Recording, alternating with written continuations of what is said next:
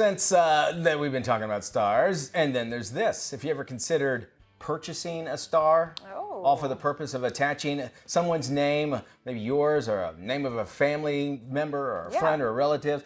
You're going to listen up to this. There's companies out there that allow you to actually name a star, and it costs, $25 Yeah, or I've something heard like about that. And what you get is a nice little certificate and a little star chart, and it'll show you exactly where your star is located. The only problem with all that is that the star name that you just bought is nothing more than just a novelty. It's not officially recognized. So it might be, hey, I have a name star after me in your household, and that's about it.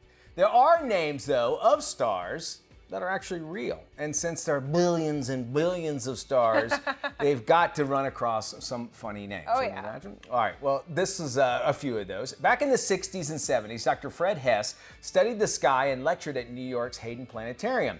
He assigned 2 stars in the Delphinus Diamond. The first one he named Durf, and the other one he named Bob. Bob the Star. All right, well, now Durf is Fred spelled backwards, and the other one he named after his good friend Bob, which is Bob spelled backwards. That's good. So the trend of doing these palindromes for star names actually went all the way up to NASA.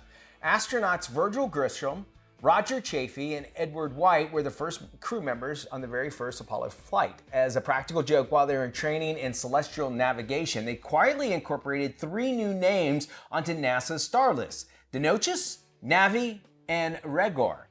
All right? This is where it comes from. Denochus is the word second spelled backwards. That's a reference to astronauts Edward White II. He was also the second man to walk on the moon, in the space rather. Navi is Grisham's middle name spelled backwards, Ivan.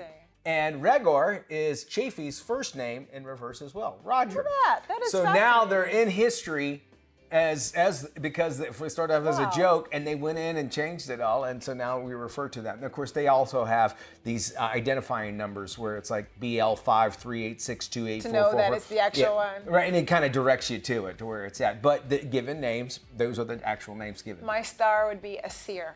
A seer? Riesa backwards. Mine would Hitchum. Mine wouldn't make any sense. Mine would be way past Pluto. No one would know where it's at in some weird galaxy. I'd come far, visit far it. away. Oh, that'd be nice. That'd be good.